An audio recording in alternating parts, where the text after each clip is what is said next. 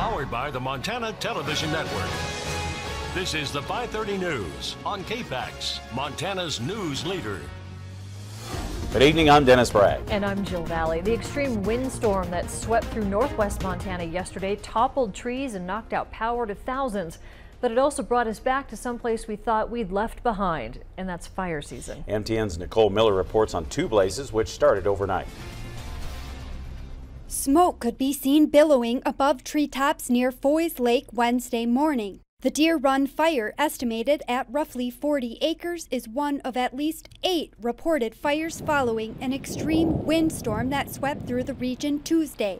The Deer Run fire is the only one that's on private property that's in the vicinity of structures, but there's been no evacuation orders and none of the structures are directly threatened. All of the fires are being managed by a Type 3 incident command team. The team is composed of about 70 personnel, heavy equipment, and Type 2 helicopters. Actively suppressing these fires is the #1 priority for fire managers, and they are strategizing here near the Foy's Lake fire where they've staged a camp. Right now, their focus is the Deer Run fire.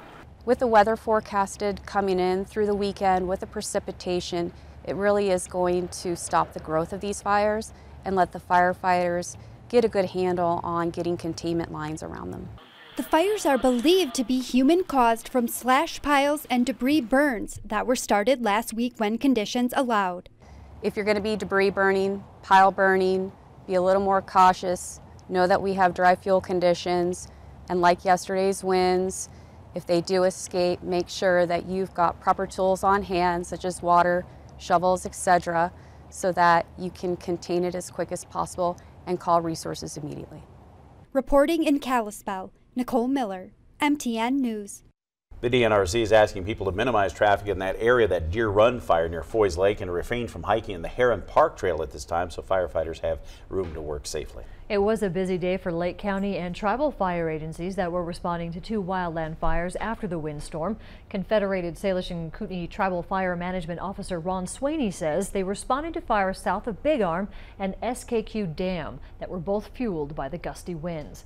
Swaney says the Binger fire, located near the Loon Lake area by Big Arm, was sparked by a welder. The Binger fire burned about 1,200 acres in tall grass and timber. He says access to the fire was somewhat difficult. There were structures threatened at one time, but he said firefighters stopped the fire from reaching those structures and they got the rest of it under control. The second fire is called the Urban Flats Fire. It's burning near the SKQ Dam along the west side of the Flathead River.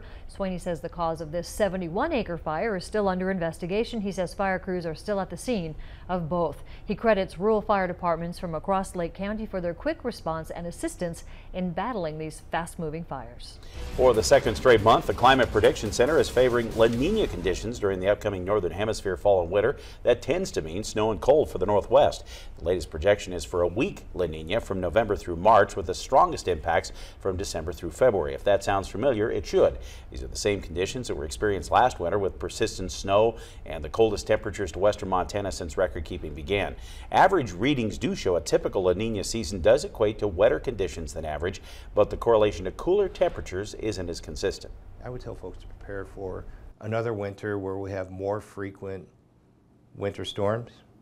Whether it's warm enough or not to have a mixed rain and snow in the valleys, or more snow in the valleys, well, time will tell. One factor that played into last year's harsh winter was the persistent push of Arctic air in from Canada, which typically stays east of the divide during La Nina years. And I already heard Erin talking about buying some ski gear and stuff like that as we take it over to her for a look at the first forecast this afternoon. You were eavesdropping. I was.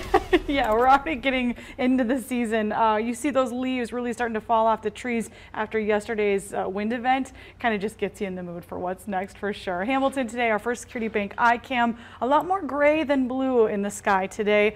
We do have a system kind of hanging around the Pacific Northwest right now. Just a few isolated showers here and there for mainly the northwest quarter of the state, but a huge batch of moisture is headed our way beginning Friday right into the weekend. So do me a favor tomorrow, especially in west central southwest Montana, get outside. It's going to be warm, it's going to be sunny. Things will change for everybody by Friday. All those details coming up.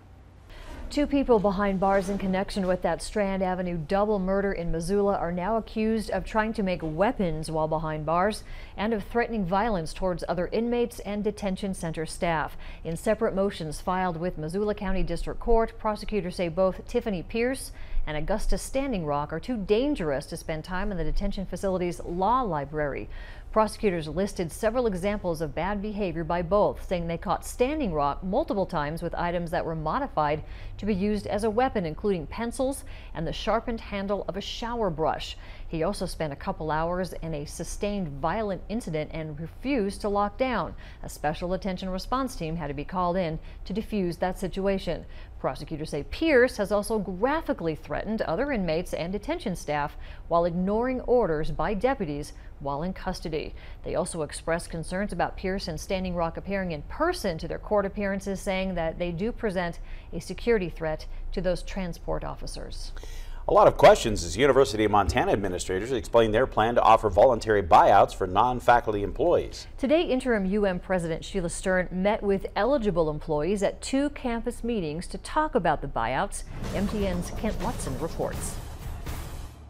What we're trying to do is try to offer something that's attractive and compassionate to our employees. So we recognize it's not perfect by any means, but it's better than not doing anything. The voluntary severance offer is available to non-faculty employees, which only includes full-time administrative positions, contract professionals, and classified staff.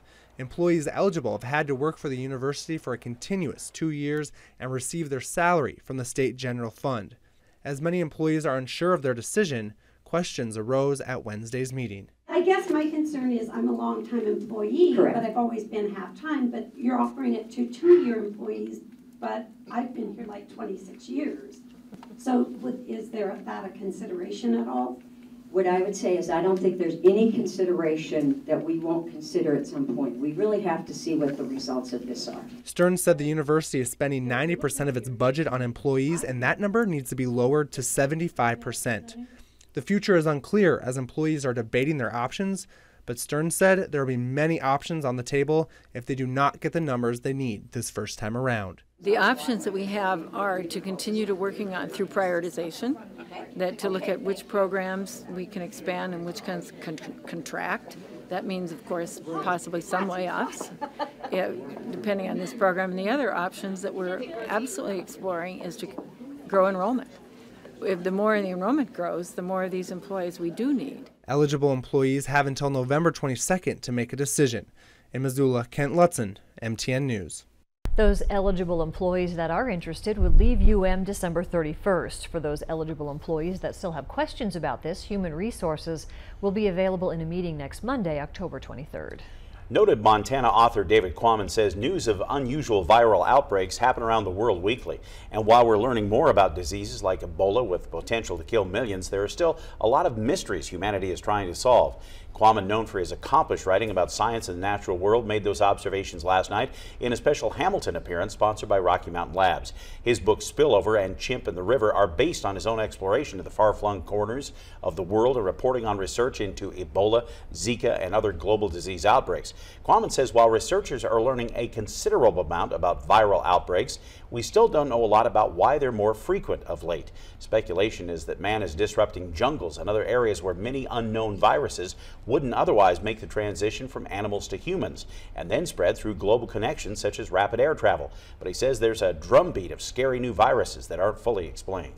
We can guess that it must have crossed into humans from another kind of animal. All viruses have to reside in living creatures. They can only replicate in living creatures. So it's probably an animal when there's a new virus coming into humans, but which animal? While some suggest the sheer size of the human population means we're headed for a population crash, similar to what happens when insects are exposed to viruses, his research is more encouraging. He's been told humans' behavior should allow us to learn and divert around such a catastrophe. Quammen's most recent book isn't as frightening. Yellowstone, A Journey Through America's Wild Heart was published in August. When you open your mailbox over the next couple of days, you should be receiving your municipal general election ballot. 45,000 of them were mailed today to all active, registered voters within the city's boundaries in Missoula.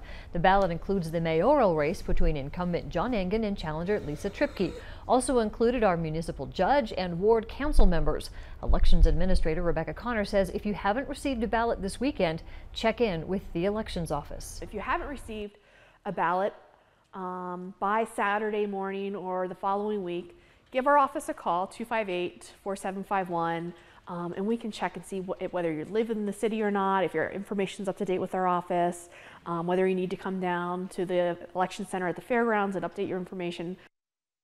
All ballots are due by 8 p.m. on Election Day, which is November 7th. Just ahead on KPAX, Montana granted another extension to comply with the Real ID laws. What you need to know if you plan to fly or work in federal buildings. Plus, a drill across the state tomorrow reminds us to drop, duck, cover, and hold when an earthquake strikes. More on that still ahead here on KPAX.